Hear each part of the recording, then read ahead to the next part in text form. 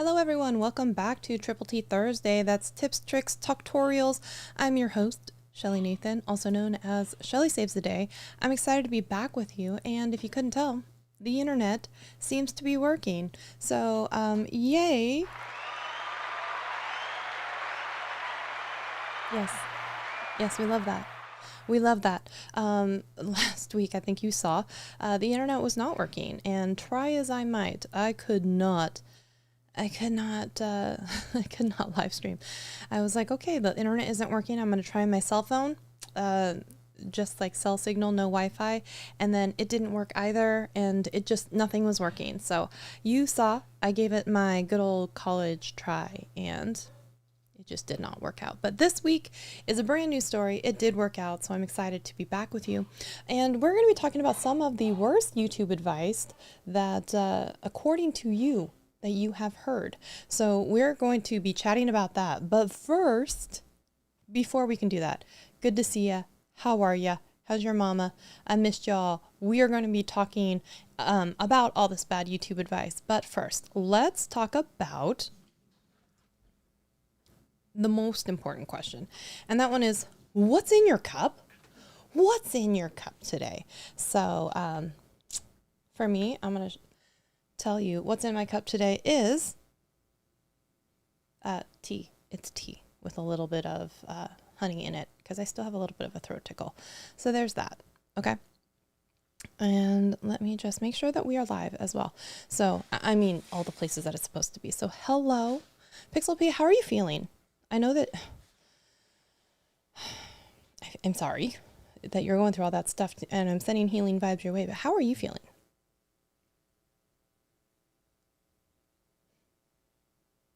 And I'm pausing because also it takes a long time. So, so let me just also make sure that we're here. Are we? Okay, making sure that we're live. Yes, we're looking good. And we're gonna go live. All right. So I did ask you this. I think we did it on a community post. So I am going to bring up the community post and we are going to be talking about some of the worst YouTube advice that you've heard according to you. And then, because I just can't help myself, I am going to weigh in with whether or not I agree or if I disagree with this advice. That is the twist that no one saw coming, or maybe you did. That's totally fine. So let's also talk a little bit about some YouTube news. If you haven't seen it, right? The thumbnail A/B testing, excuse me, thumbnail testing is now out there for, I think, most people. Raise your hand if you don't have it, or tell me in the comments if you don't have it yet, because I feel like most people now have the YouTube thumbnail A/B testing. And if you've never run a test with that, that means that you can upload 3 different versions of your thumbnail, and then it will, or YouTube will, simultaneously present them to your audience. And then it will keep a running tally of the watch time that was contributed from those thumbnails. And then the watch time is calculated, and then a winner can sometimes be chosen for the best thumbnail. And then it can automatically send it to that. It can also do a thing where it can come back with inconclusive statistical significance for the thumbnail test. And when that happens, from what I've seen, it will go ahead and set itself to the first thumbnail that you uploaded. So I know a friend of mine, Amanda from Swell Entertainment, she had posted on Twitter, I refuse to call it X, okay? And it was still about, it showed, you know, like the watch times were like 33%, 35%, 33%. And so it says in the results like inconclusive, and then it still, I believe, set it to the first thumbnail. So as far as I understand it, that's the way that works. And they do base it off of watch time and satisfaction versus people trying to game the system for click-through rate only. So I do think that's interesting. And another thing that they just updated recently, kind of to do with shorts, kind of not, is the ability to erase a song that is hitting you for copyright. And you know what? Kudos to, I think it was Latrell Jennings who had commented on it. No, it wasn't. It was It was someone, I think it was Charles. And he had said there have been instances where police officers will play copywritten music and they'll play it really, really loudly so that if anyone tries to record them, a lot of the time it will get flagged or taken down because of copyright infringement, right? And so with something like this happening, is there then a possibility where those videos would remain up and they can't really use that as a way to get like the video taken down, if that makes sense? So I thought that was an interesting perspective, and it's not something that I thought of in particular. I was thinking more like, hey, you're out at Target and there's music playing in the background and you got dinged for that, or oops, I did something and music came up, or maybe I was playing music and it was in the car or something like that. Now there's a section in YouTube where you can go in, and when they have identified the part that is the copywritten material, you can go into YouTube Editor and you can basically, it will try, I believe using AI, to delete that portion of the video where the music is playing. And when that happens, they're saying that they should be able to keep intact things like dialogue that was going over that. So I was like, that's interesting. So I did actually have a copyright claim because I had taken a video, downloaded it from TikTok, went over to YouTube, and I didn't mute the sound, even though I added the sound that was the exact same. But because I did both at the same time, I got hit with a copyright claim, not a strike, a copyright claim on the song. And so I was like, oh, sweet. Now that this new feature is out, I could go in and use the removal tool.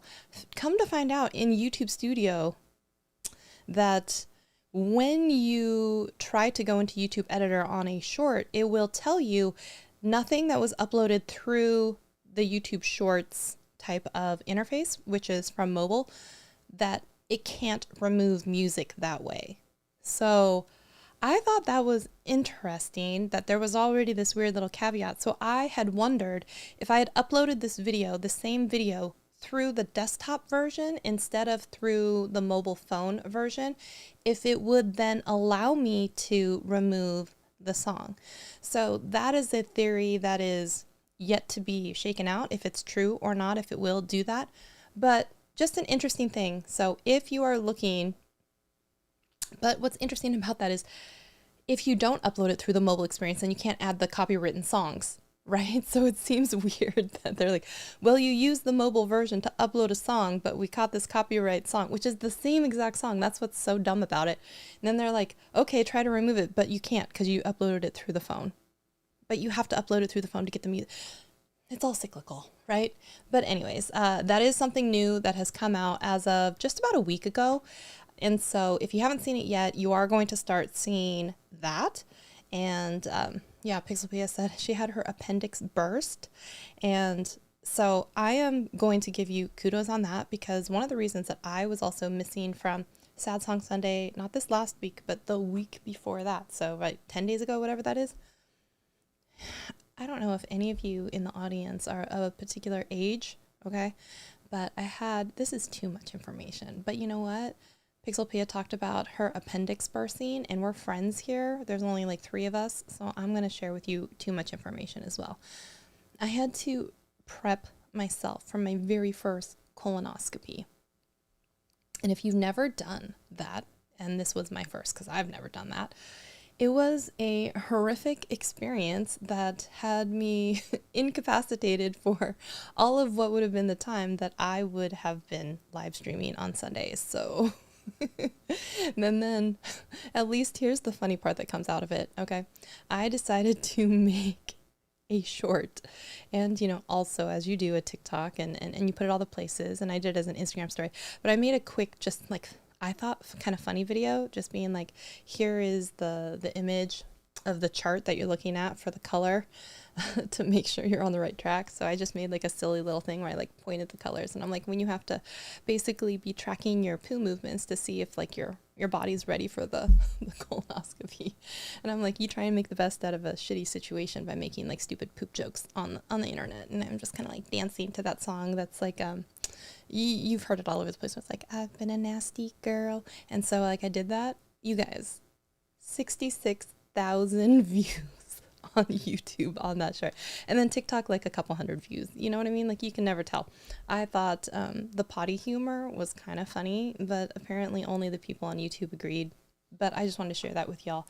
Tried to make the best out of a shitty situation, literally shitty situation. And it got me 66,000 views on TikTok. Sorry, on YouTube, but not TikTok. All right, so that takes care of the some of the new releases, right? We should be looking at A/B thumbnail testing. We should be looking at the new music removal feature. There's also something that's just starting to come out, and I think more people are going to get access to it. Not only like the shorts or like the shopping shelf within YouTube, but I think they're even trying to say some sort of extension. So yet to be determined on that, but I just think that's interesting. So here we go. We're going to go with some of the worst YouTube advice. By the way, I don't know if I've done a video on it, but let's just do a quick poll again, because like I said, there's only a couple of you here. If you are team GIF, as in GIF is pronounced GIF, give me a gift emoji in the chat. And if you are team GIF, like the peanut butter, give me an animal. Like I think I'd asked once before, like give me a giraffe, but I think not all keyboards have giraffe. So give me an animal of some kind. So either give me a gift emoji, like a present emoji of some kind, or give me the animal of some kind, depending on how you align yourself. So GIF, gift, GIF, animal. Okay, put that in the chat. So I did include a GIF on the community tab, which if you didn't know, you can do that. Yes, you can do that. And I just think it adds a little bit of like fun and dimension. But if you didn't know, yes, now you do. Let's go in and talk about some of the worst YouTube advice that you've heard. This is according to you, and then I'm going to come in with, do I agree with some of this or not? Or, you know, is there some shade of in the middle? So the first one is, we got a giraffe. We got an animal. That means your team GIF. All right, like the peanut butter. Peanut butter jelly time. Great. See, y'all are my people. I see you, you see me. All right, let's talk about some of this. The first one, oh, I should do these as, watch me try and get a little fancy here. I'm gonna do a screenshot of it. Oh shoot, there was more. There's a read more. Okay. I'm going to do a screenshot of it, and then I'm going to try and drop it onto the screen like a little overlay. Hopefully that will work. Let me, boom, do this. 1 second here. Where is my desktop? Where is my screenshot? I don't know if you can hear Coop in the back. And sorry to people elsewhere if you can't see this. All right, let's see. Yes. Okay, it looks like, here's the first one from Technically Trent, okay? It says, I don't know if it is the worst, but advice that does not work for me. Can I make it bigger for y'all? Yes, I can.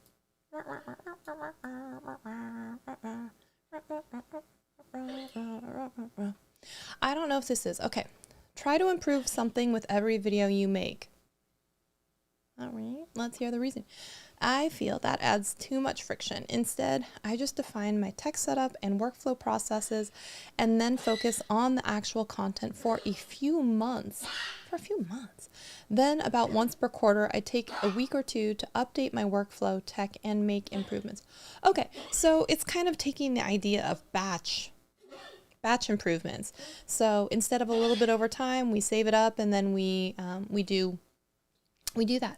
You know, I can get on board with something like that as long as, you know, some people aren't in this whole, like, I don't need to improve anything. I don't need to, like, everything is perfect. The whole, like, everything's fine because this is the way we've always done it type of mentality. So I can get on board with that where, hi, buddy. I'm going to see if we can get him to make a cameo. Come here. If you're going to cough all day, then we might as well get a close-up. I will try to hide your members.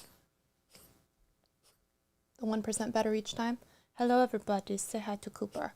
So Cooper is here to judge all of the YouTube advice.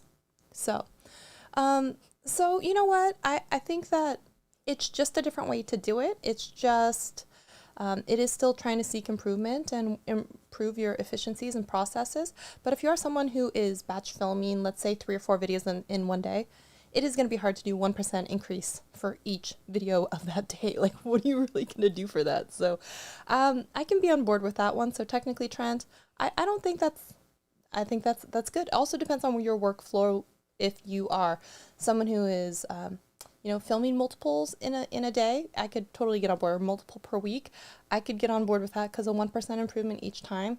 You know, maybe it's 1% improvement week over week, right? Because 1% improvement week over week is still 52% or something, or 50% if you take a 2-week break. So I think the way in which you want to split up the interval, that's kind of fine. So that's fine. All right, so let's look at the next. Oh shoot, that means I gotta do a screenshot. Oh my gosh, isn't he the cutest? You are the cutest, buddy. I love you. I love you.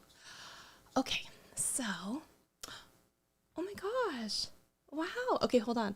Y'all, you gotta see this. I just got a message and I want to share it with you. Hold on. Hold on.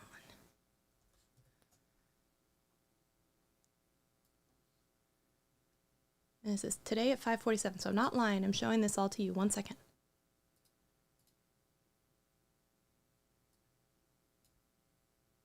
Where's my preview window? Where's my preview window? Here it is. Look at what I just got sent. Wait, it didn't make it to the screen, did it? Shoot. Hold on. Look what I just got sent. Did it make it? No, I did do it correctly. I just don't think it actually... Oh, shoot.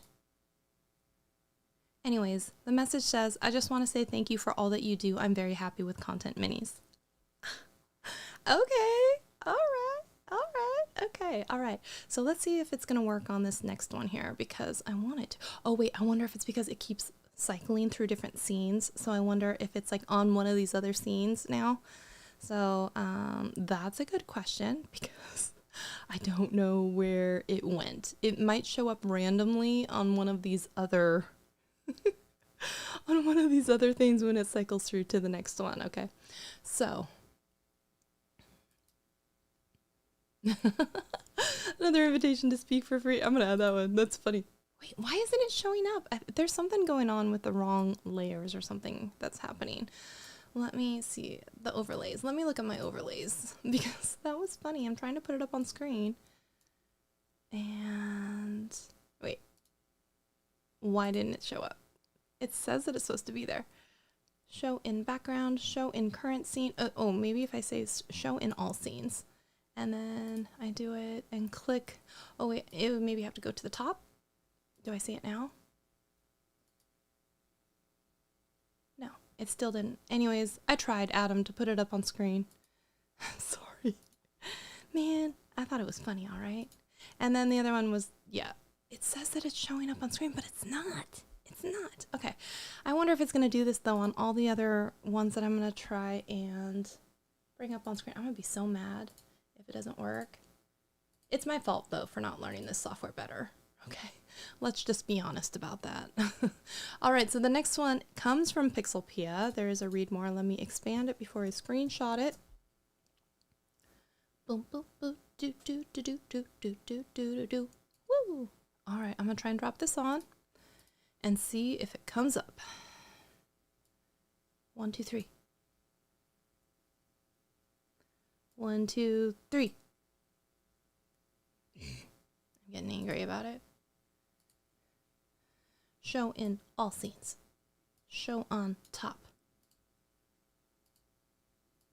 Bring it white.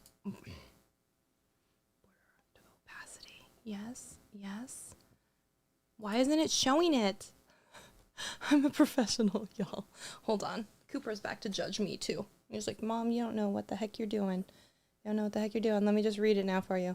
I think the worst I heard was just keep uploading. That sounds like something I would say. Are you saying that I'm the worst advice that you've heard? Pixelpia, dang it. Your appendix just burst, but you hurt my feelings, okay? You're hurting my feelings. So it says, Just keep uploading. If you do this in hope that you will eventually make some money, you need to grow either in your delivery, editing, or content to make that happen. To just keep on going without a specific focus on areas you want to improve, nothing will change.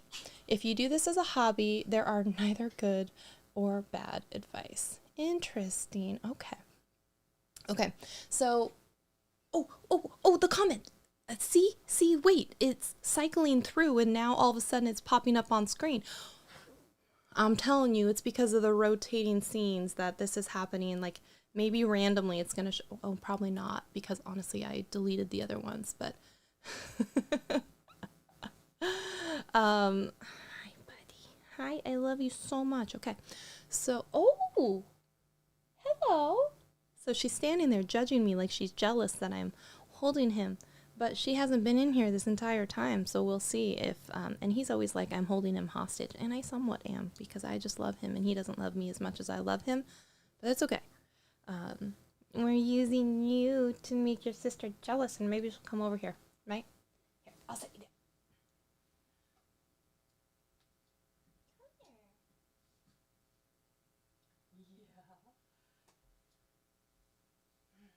You guys get all the puppies today. Baby Casey's here as well. There we go. All right, so just keep uploading. I think one of the things that we have to do is determine how we, again, define success when it comes to the YouTube channel. And if it is something that you're doing just for fun, then just keep uploading could be an active, valid, as long as you're having fun type of strategy, right? If you don't care what people think, if you're the only one who is viewing it and you're happy with it, sure, just keep uploading. If you don't care that it's being well received, or that's not bothersome to you, then just keep uploading and learning new things. That could be valid advice. But if it is something that you eventually want to make money from, yeah, I think sometimes going in, let's be careful, because at the very beginning, right, we've got this YouTube strategy. We can either throw the spaghetti against the wall and see what sticks, and then that could be just something where, the building reps in content is able to get you into the headspace and mindset of what it takes to upload videos on a consistent basis and the workflow that needs to happen. So just keep uploading, which is just very similar to like, just keep swimming, could be some sort of advice that could be useful for someone who especially suffers from perfectionism and then would rather not upload anything. So that's where that like done is better than perfect. Let's not worry so much. Let's just like get it out there, like keep going on to the next one, like upload and on to the next one, upload it on to the next one. So because some people need those reps under their belt. And just like, us, when we feel like we've been out of it for a little while, we haven't been uploading, all of a sudden we don't feel like uploading and we get out of practice and it becomes harder to get back into the groove of uploading. So there's that. All right, let's go into the next piece. I didn't mean to do that. I'm going to minus you. The next one is from Nigel. I haven't read these all yet, so be enthusiastic. And he says, I am British. He says, that's not the done thing. He says, there's nothing more irritating than those, hi guys, videos. Let's all keep it real, people. Okay, let me do this. I want everyone to make sure that they get their moment on screen. So I'll put it on screen and then we'll see at what point it actually shows up. All right. Let me see if it, look at that. Yo. Whatever scene I'm in must be like accepting the screenshots. So loving that for me. Loving that for me. So Nigel, if you're British and you don't want to be enthusiastic, I get it. Maybe this comes back to genuinely just be you. Be you, boo. I think one thing, though, I have heard is, when you get into the right headspace of filming, and some people just have a more monotonous or monotone type of delivery, but a lot of people who tend to have a monotonous and monotone type of delivery don't realize that being on camera can sometimes take away what looks like any energy, enthusiasm, anything that you've got. And so some people are also trained or given the advice that they need to overly do it, right? They are supposed to amp up the energy. They're supposed to drink some caffeine. They're supposed to be almost a character or caricature of themselves.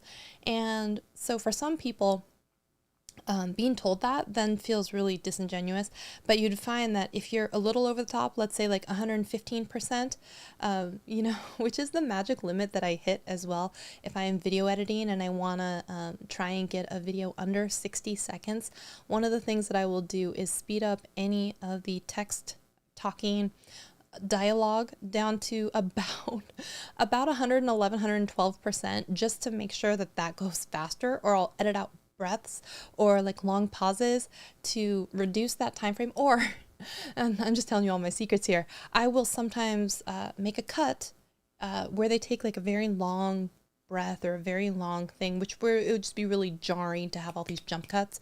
I will cut it, I will down the audio, and then I will do that particular section, just the breath or just the pause or whatnot, and I'll do that at 200%. And a lot of the times, unless they make some sort of movement with their hands, arms, anything like that, most people, you can't tell. So if I have a client where I'm editing for them and they're a little more just slow in their delivery, I will absolutely, take them to 112% just to start with, just to scrunch it. And then I will go in and find the longest pauses that I can, because I'm editing by waveform. I'll do the cut at the front end and tail end of that, and then do 200% on that. So thank you, Mark.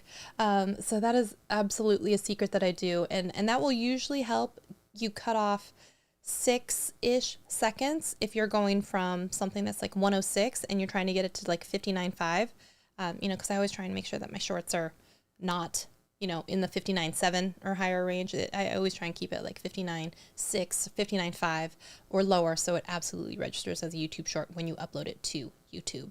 So that's just something that I do. Now you know my inside secrets, and one other thing that I found, that sometimes if I'm doing an edit and there's something weird that happens with Final Cut Pro, where if I do something and I make a compound clip, for some reason there's sometimes one frame that will end up reappearing in multiple times throughout the clip, and I've noticed it. One thing I'll do is I'll leave it with all of the cuts and everything, export that video, and then I'll bring in that video and then I'll scrunch it again to 112% or 105%, just so I can maintain with all of the cuts and everything. And so now I do less of the compound clip. I export the composition, and then I bring it back in, and then the whole long composition I will scrunch. So that's just a little insider tip if you're looking for advice. Didn't say you were, but just giving you the stuff. All right. So as far as Nigel goes, maybe have an espresso and definitely try and do that delivery. But sometimes when you are then doing the presentation, your energy does seem to get sucked out by some of the camera. So the camera puts on 10 pounds, and then it also takes 10% of your energy away. So sometimes I believe you should project a little bit more, a little bit faster. So there's that. Ooh, you have a friend going live. You have to moderate. No problem. And we have yes, going to bed. Okay. The next one that we have is about that wallet. I recognize that profile. Let me take a screenshot of this one. The worst YouTube advice for all that wallet says, put your call to action at the end. Put your call to action at the end. Okay. So, well, I agree with some of that. And here's why. If you are doing a YouTube video and you do a call to action too early into the video, a lot of people don't realize yet if it's something that they are interested in, if they like your delivery, or if you want to actually subscribe to that person. So a lot of the time you want to get them into the video and the meat of it as soon as possible and provide them with some sort of value so that they'll want to stick around. And then at the end of it, hopefully you provided enough value that they want to see your face again. And so if they're sticking around, because 50% of the audience doesn't, and they leave before the end of the video, the ones who stay till the end of the video are usually more invested or like you more than the people who were just coming across your video and flipping through it in the feed. So by not wasting your call to action at the very beginning of the video, where they don't know yet if they actually like you, your presentation, or your information, by saving it closer towards the end, then you have a higher likelihood that some people might actually do it. However, I think studies have also shown that it's very few times that now people don't understand like that they should follow you, subscribe to you, or whatever. And it doesn't even mean anything when a lot of the time you will still get served content from people that you've recently interacted with, whether or not they're subscribed to you. So the subscribe thing as a call to action doesn't really matter as much. And you, oh, now they're cycling through. See, I think they're coming through on different scenes. Interesting. Okay. So I can understand why someone would tell you to leave your call to action towards the end of a video, maybe not at the very end, but I understand why you shouldn't have it in the first 20% of the video. Because if I said, hey y'all, welcome to my channel. Today we're going to be talking about the worst YouTube advice you've ever heard. Make sure you like and subscribe. Well, you don't know yet if you actually like the information. Do I make boots? I do not. I buy boots and I wear boots. And I dance in boots, but I don't make them. But yeah, this is my boot wall. All right, so the next one that we have is, oh wait, Nigel again, be enthusiastic. And he says, I forgot to add a laughing emoji. I sound miserable and sarcastic without. Here it is. That's funny. That's funny. The hair's on point. Thank you. I just curled it actually before this live, so it didn't have enough time to fall. So thank you for noticing. All right. Okay. So the last one that we're going to say is good. Did you guys see that? That was the lights were flickering. Okay. We're going to talk about this one. Home rapid repair. I heard recently someone preaching sub for sub, and then it has like a little hand on face emoji. Okay. Okay. Yeah. That is really awful YouTube advice. In fact, what's really funny about this is I have a girl on my dance team, and recently she was just like, oh yeah, I heard about some service where you can maybe buy followers. Should I do that? And I was just like, no. Who are you listening? No. So one of the reasons why she wanted to do is she wants to be able to, there we go, I got this hang now. She wants to be able to go live off of one of these accounts that you need to have more people to be able to go live off of, right? So I was like, no, you don't want to do that. You want to make sure that you grow organically and you know, maybe make it a game with your community. Like, hey, I'm trying to get to X amount of subscribers. Like, share the word, help me get, you know, trying to do this and that kind of thing. And people will be a little bit more keen to jump on board. And you want to earn it. Not only that, but there is this rule about gaining subscribers and likes and everything through artificial means. And it's actually in the YouTube terms of service. And any of y'all who are watching have known when we've talked about this, because there is actually an article about it that I've linked. We've read it during a live stream as well. But actually even things, yeah, sub for sub is technically against YouTube's own terms of service. So gosh, I even made a short about it. And there was a specific call out where it was like, if you use services like you're buying views, and some people the other day too was also saying that like they could just spend and boost their views so that they could get over the threshold to get monetized. And I was like, yeah, but if you purchase your views or you do it from Boosted or you do it through a sales campaign, those views actually don't get to count towards your monetization of 4,000 hours or the 10 million shorts views within your last 90 days. So they actually have a way in the back end to see, yeah, where those views are coming from and what they're attributed to. And if they're coming from a Google Ads campaign, which is basically what that is. No, I hear planes going over us all the time. So sorry, you hear that one? And the dog, right? So basically, if you use a service like that, and sometimes people also don't know that they're using a service like that, because you'll see a lot of people get screenshots from people claiming to be like SEO experts, and you know, and there are these, I'm not trying to say anything about Upwork, Fiverr. There are people who basically take a screenshot of a video of yours, and then they'll throw the YouTube analytics of like vidIQ, usually, because there's like a score that they like to try and say, we'll help you get this score up. We'll help you make sure that you're found in YouTube and SEO. We'll make sure you get more subscribers. So sometimes what those services are doing, buddy, mommy's working. they're not actually doing anything that's going to be that beneficial to your channel. What they're going to sometimes do is, yeah, they might go in there, they'll throw in a few tags, and then they'll go out and they'll purchase sometimes views or likes or some services to make comments. And then they'll be, look at me, look at how successful I am for you. Let's do this with more of your videos. And what's sad is these channel owners don't realize that this is happening, but then YouTube can see that these are coming from like maybe sources that aren't typical for you in your age demographic and geographic locations.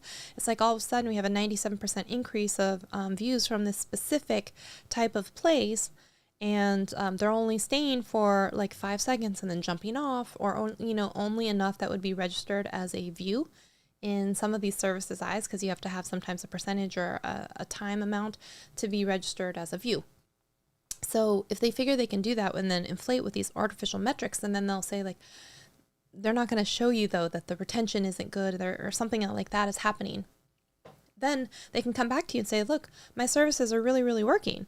And so YouTube, if you do then go in for monetization or later, if you're using these types of services, they can actually not only detect that, but then they can try and take away those views. So a lot of the time in the back office, let's say of YouTube Studio, where your hours are being updated, sometimes they're like a week behind, and they'll say it can take up to 7 days for us to determine whether or not your video views count. So they'll go through and they'll sometimes try and take out some of the video views. That's why some people's views will end up going down in the back-end studio too, and you'll have a lot of people have this discrepancy between the views that they believe that they're being seen and given when it comes to YouTube Studio, what they might see in their analytics, and they're different. And it's because one can take a while to catch up to the other, but two, they're also going through and making sure that those views are valid from real people, and if they're not, they will deduct them. So you can actually then have views taken away from you in your backend analytics. And so that's why it can take, like I said, up to a week for them sometimes to validate your hours, but that's why it also can vary from what you see from when you log in, what you see in your analytics, to what they're showing and reporting. Another very common thing that happens for people when they're on their road to monetization, they are looking at the overall lifetime views and hours based for their channel, when YouTube for the monetization status is only looking at the last 365 days. So if you had a viral hit video that was 367 days ago, all of those views would no longer count when that thing plus 1 day was then 365 days later. So all of those people who are like, I keep losing watch hours, what's happening? It's because it's a rolling 365. And so whatever today is minus 365. So if you had, some videos come out and people were watching them, but then you weren't, making more videos, and that's how it works, is if they're not continually still watching, and like your big video was 3 years ago, those video views will count towards the lifetime views on your channel, but it won't count for your hours and monetization. So hopefully that makes sense, because for some people, I see that question just pop up over and over and over again in all of these YouTube help type of rooms. So I'll just have that be put out there. Okay, so if you have other horrible YouTube advice that you want to share or share with the class, drop it in the chat.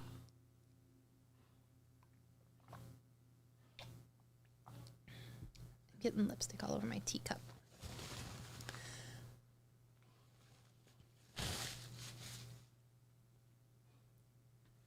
Let me see here. I know that there was another one, and I'm going to bring this up real quick. I think it was...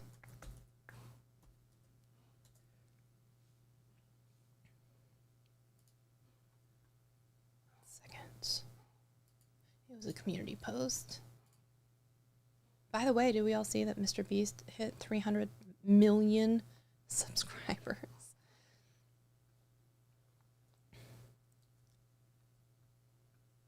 And let me just pop over here. Of course, Cooper is like crying. I feel bad.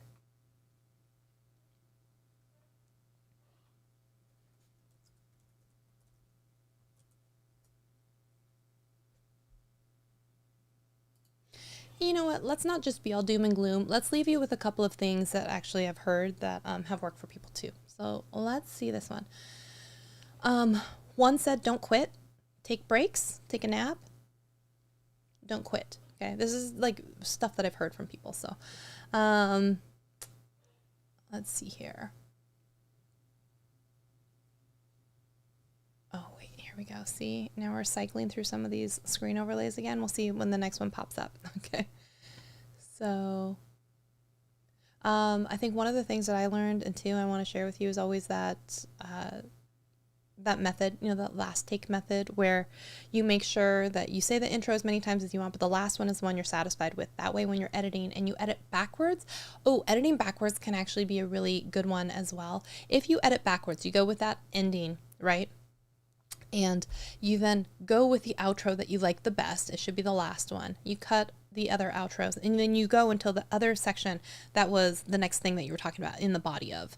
Then you go backwards and you cut the pieces. Your rough cut will be so much faster. So if that helps anyone, I hope it does. So there's that.